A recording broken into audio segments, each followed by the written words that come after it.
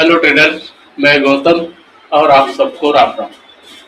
आज के इस वीडियो में हम एक बहुत ही इम्पोर्टेंट टॉपिक के बारे में बात करने वाले हैं और पूरा प्रोसेस के बारे में बात करने वाले हैं। बात करेंगे हम इंट्राडे ट्रेडिंग के बारे में और ट्रेडिंग के लिए कंप्लीट प्रोसेस क्या है। सबसे पहले तो स्टॉक सिलेक्शन। स्टॉक सिलेक्शन के बहुत सारे थ्योरी हो सकते हैं, बहुत सारे मेथड हो सकते हैं, बहुत सारे स्कैनर है, अलग अलग टाइप के स्कैनर है। जो सबसे इजी है और सबसे रिलायबल है वो चार्ट लिंक का है। दूसरे हम बात करेंगे उसके रूल्स के बारे में। जो स्टॉक आएगा स्कैनर में जो स्टॉक आता है वो ट्रेडेबल नहीं होता है। वो हमें एक लमसम आइडिया देता है। हजारों के शेयर की संख्या के अंदर के शेयर को कुछ शेयर में कन्वर्ट कर देता है, सिलेक्शन कर देता है, ओनली स्कैन कर देता है। लेकिन उसके ऊपर सेटअप और एग्जीक्यूशन का हमारे पास में अलग रूल और रेगुलेशन होना चाहिए। तीसरा हम बात करेंगे कि उसका एंट्री, एसएल और टारगेट कहाँ पे रहेगा। तो ये पूरा प्रोसेस के लिए हम जो है यूज करेंगे, किसी अलग से किसी स्क्रीनर पे नहीं जाएंगे, हम डायरेक्ट ट्रेडिंग व्यू का ही यूज करके सब कुछ एग्जीक्यूट करेंगे। स्क्रीनर भी ट्रेडिंग व्यू में बनाएंगे और रूल्स भी ट्रेडिंग व्यू में सेट करेंगे, एग्जीक्यूशन भी ट्रेडिंग व्यू में सेट करेंगे। चाहे तो इस स्क्रीनर को हम चार्ट इंक पे भी बना सकते हैं। चार्ट इंक पे बना हुआ है स्क्रीनर है और इसमें जो है लगभग जो हमने सिलेक्शन किया है इसमें 14 स्टॉक आए हैं, 14 स्टॉक आए हैं। लेकिन हम इसका यूज नहीं करेंगे। इसका यूज ना करने का कारण क्या है कि अभी तो हमें डे एंड हो गया, संडे है, सभी स्टॉक स्क्रीनर के डैशबोर्ड में दिख रहा है। लेकिन रियल टाइम पे ऐसा नहीं होता है क्योंकि वहाँ उनको पेमेंट चाहिए होता है, तो वो लेट जो है डाटा प्रोवाइड करते हैं और डेफिनेटली सही भी है, उनका कोई गलत नहीं है। इसके लिए हम चार्ट इंक का ट्रेडिंग व्यू का ही पूरी तरह से यूज करेंगे। हमारा स्क्रीन पूरी तरह से ब्लैंक है। मार्केट वॉच राइट साइड में आप देख पा रहे हैं, मार्केट वॉच ब्लैंक है। हम सीधे स्क्रीनर के सेक्शन में जाएंगे और यहाँ पे हमने एक स्क्रीनर बना रखा है। यहाँ पे एक स्क्रीनर बना रखा है और इस स्क्रीनर में अगर आप देखेंगे 15 शेयर आए हुए हैं, 15 शेयर आया है। तो क्या हम पूरे 15 शेयर में ट्रेड करेंगे? नहीं, बिल्कुल नहीं करेंगे। सबसे पहले हम इसका सिलेक्शन करेंगे। ये हमको चार्ट इंक ने दिया है सिलेक्शन करके। अब हम सबसे पहले इसका सिलेक्शन करेंगे, तो चार्ट को ब्लैंक रखने की जरूरत नहीं है। हम यहाँ पे आएंगे तो सबसे पहले हम देखेंगे कि चार्ट में कोई डिमांड जोन है क्या। अगर कोई डिमांड जोन से बाहर निकल रहा है, डेली टाइम फ्रेम में डिमांड जोन को देखेंगे तो ये तो पहले डिमांड जोन बना था, ये टेस्टेड हो गया है। और अगर हम इसको पूरी तरह से देखेंगे, यहाँ पे एक नया फिर से बेस कैंडल बन गया, यहाँ पे एक डिमांड जोन है। तो ये स्टॉक डिमांड जोन से निकल रहा है, तो हम स्टॉक ले लेते हैं। एक पुराना स्टॉक लगा हुआ था, ये स्टॉक ले लिया।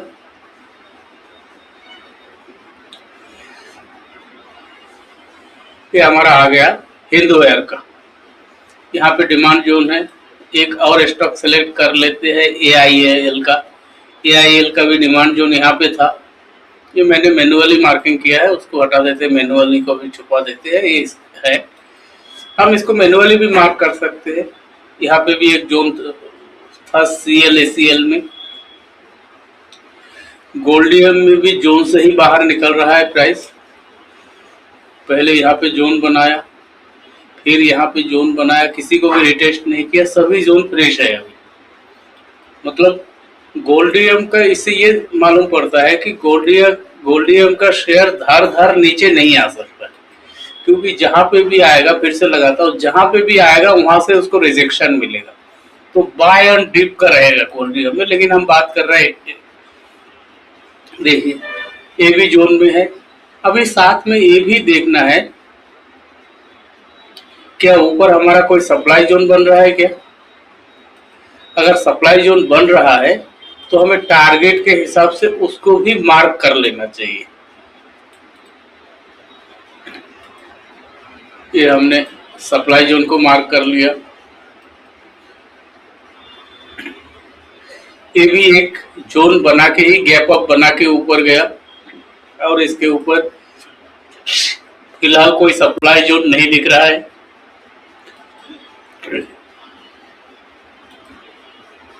उसके बाद हम चलते हैं नेक्स्ट स्टॉप पे, वालचंग। वालचंग भी जोन से बाहर निकल रहा है,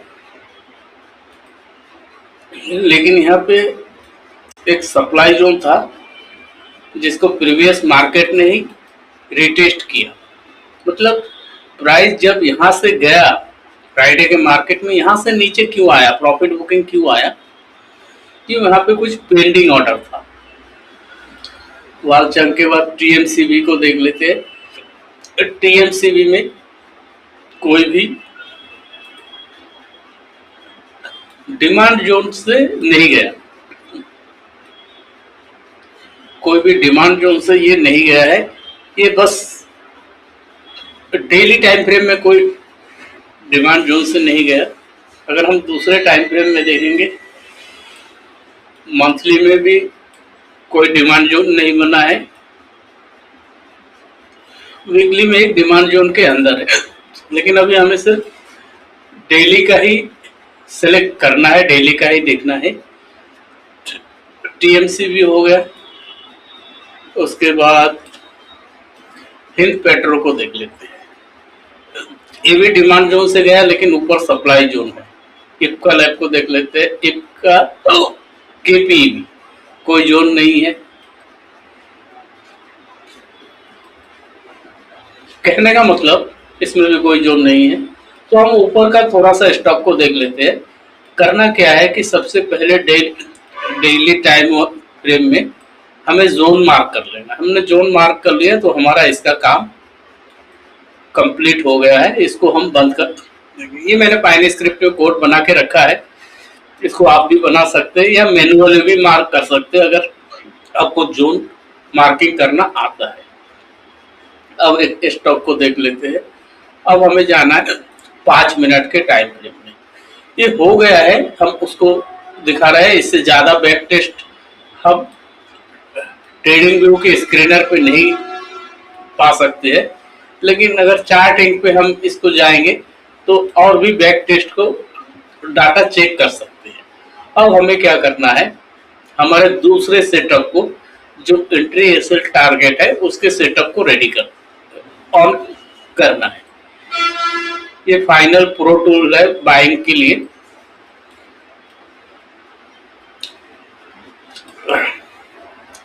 अब यहाँ पे रूल क्या है कि जब गैप अप और पहले ही कैंडल 2-3% से ऊपर ओपन हो जाए, 2 से 3%, उस पर हम एंट्री नहीं देंगे। इसमें पहला ही कैंडल 11% ऊपर में बंद हुआ। 5 मिनट के एक टाइम फ्रेम में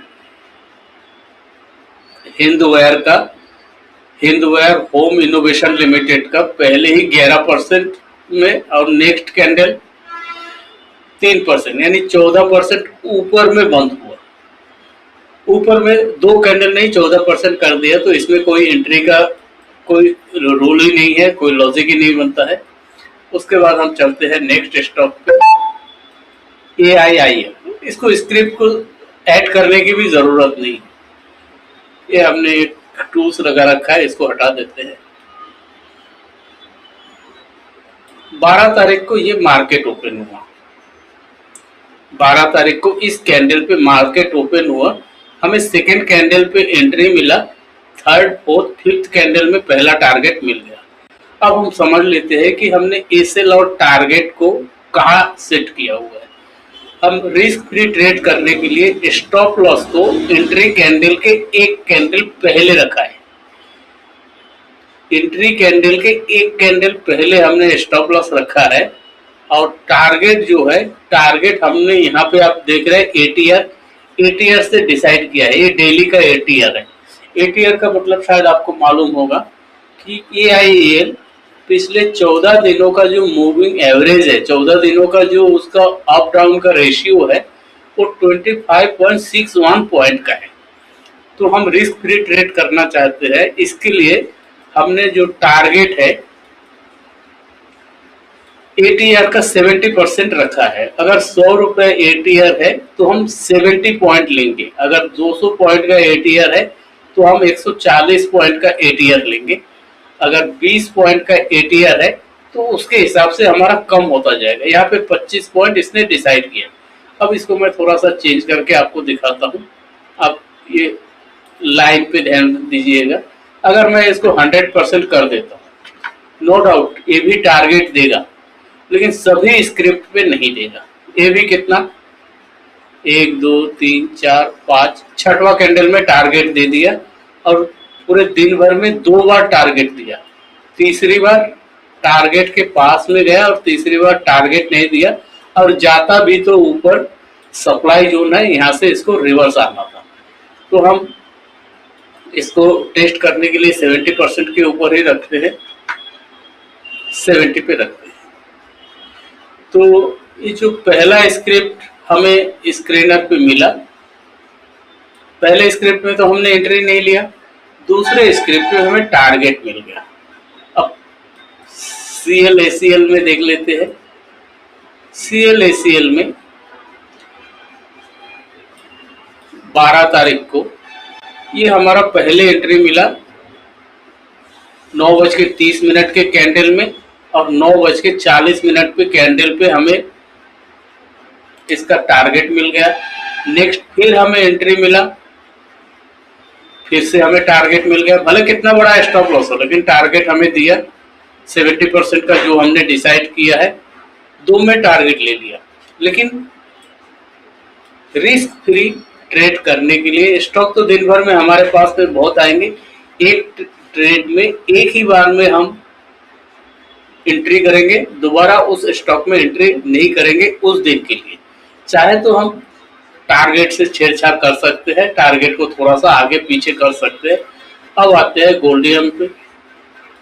गोल्डियम में भी हमें कितने बजे एंट्री मिला, 9:20 पे, और 9:55 में टारगेट दे दिया।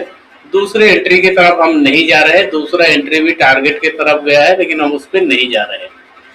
उसके बाद हम देखते हैं गोल्डियम के बाद स्पार्क में।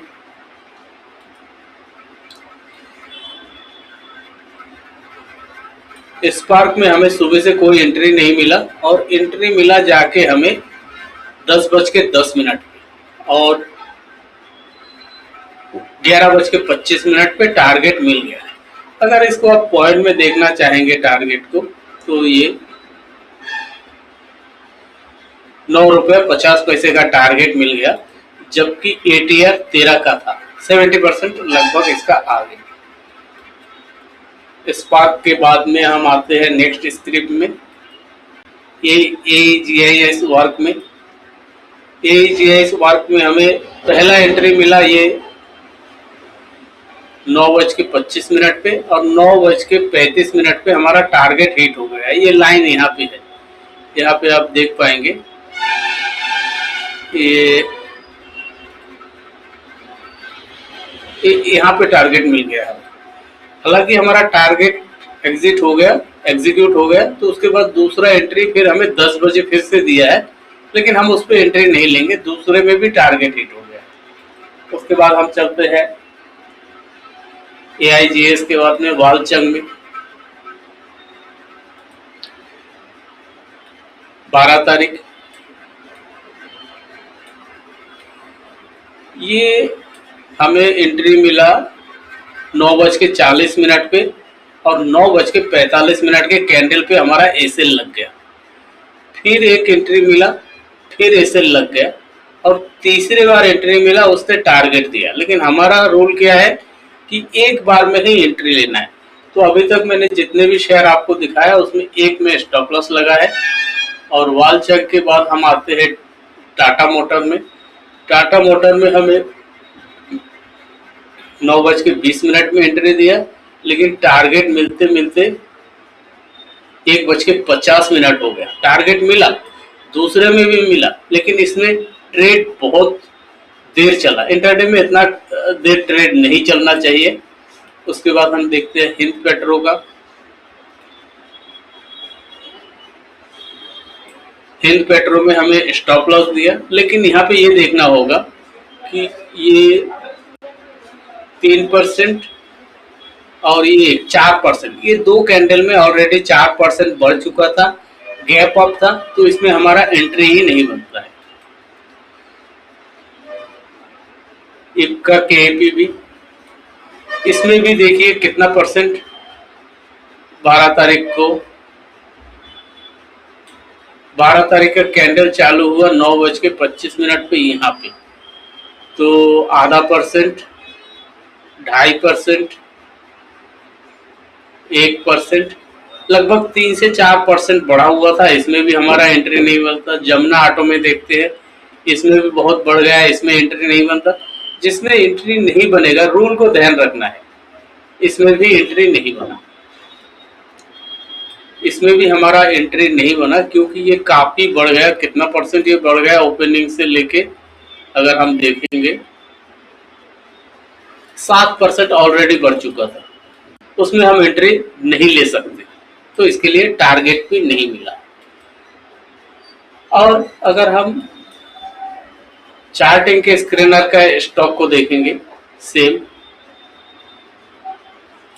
यही है, AIAEL आ गया। एक एक्स्ट्रा स्टॉक आया है अशोक लेलैंड, तो अशोक लेलैंड को हम यहाँ पे ऐड कर देते हैं। अशोक लेलैंड, ये हमारा ऐड हो गया है।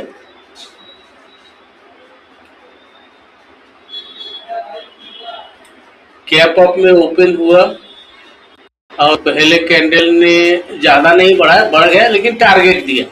लेकिन ये गैप अप ओपन होने के बाद यहाँ से यहाँ तक हमें मेजर करना है, गैप अप कितना ऊपर ऊपर, लगभग 2.5% ऊपर ऊपर। इस स्टॉक में हम एंट्री नहीं लेंगे। AIGS भी उसमें है। LTF एक नया स्टॉक आया है, इसमें LTF को ऐड करते हैं।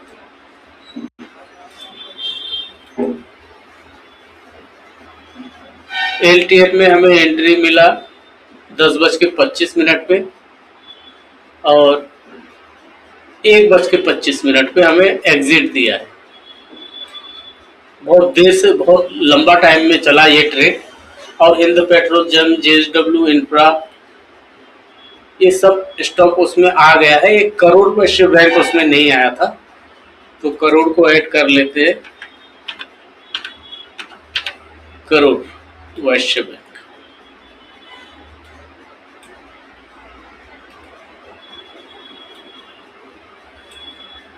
करोड़ वैश्य बैंक में भी हमारा एंट्री नहीं बना। क्यों नहीं बना एंट्री? पहला कैंडल 91%, लगभग 2% ये कैंडल बढ़ा हुआ था, तो इसमें एंट्री नहीं बना। हालांकि ये गैप अप में ओपन, ज्यादा गैप अप नहीं है, इसमें हम एंट्री ले सकते थे अपने म्यूचुअल अंडरस्टैंडिंग की वजह से। और अगर 50% का हम अपना ATR का टारगेट रखते तो इसमें भी हमारा टारगेट मिल जाता था। लेमन ट्री एक स्टॉक आया हुआ है, लेमन ट्री, लेमन ट्री में देख लेते हैं। पूरा दिन भर चला ये ट्रेड।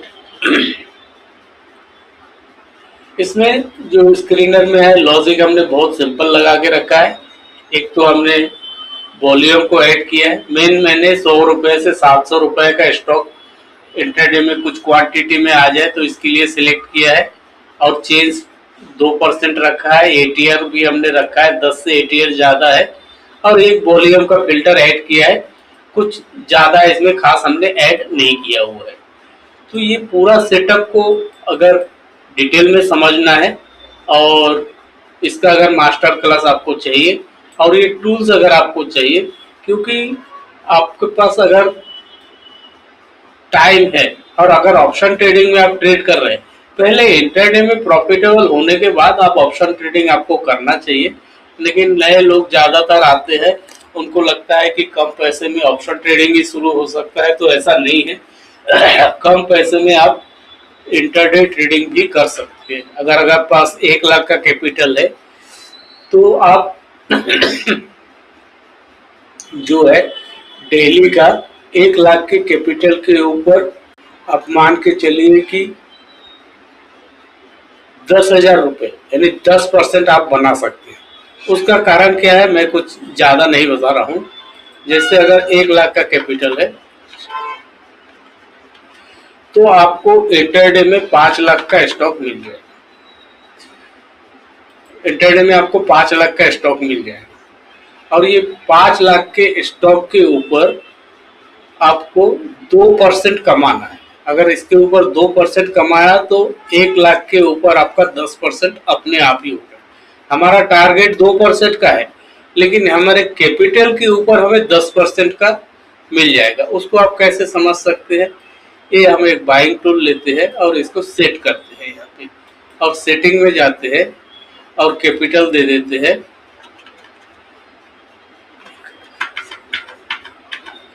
5 लाख का कैपिटल दे देते हैं और इसको कर देते हैं ऑफ, और इसको अभी इस टूल को इसके ऊपर लगाते हैं।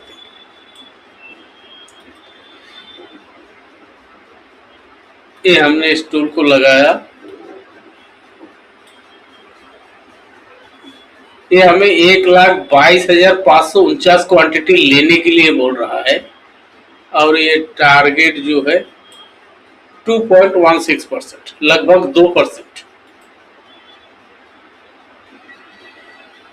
लगभग 2% का इसमें आपको टारगेट। इसमें स्टॉप लॉस है 1 रुपये 2 पैसे का, टारगेट है 2 रुपये 29 पैसे का।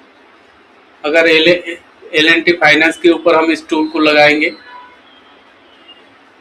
यहाँ पे हमारा टारगेट लिए हम वही से कैलकुलेट कर रहे हैं, कम ना ज्यादा। 1 रुपया 10 पैसे का स्टॉप लॉस है और टारगेट हमारा बन रहा है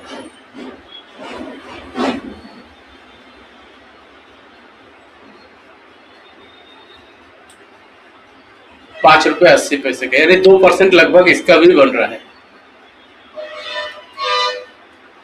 इसका क्वांटिटी बता रहा है 1,13,636 इंटरडे में, जो 5 लाख का कैपिटल दिए। इंटरडे में हम 5 लाख के कैपिटल के ऊपर ही एग्जीक्यूट करेंगे।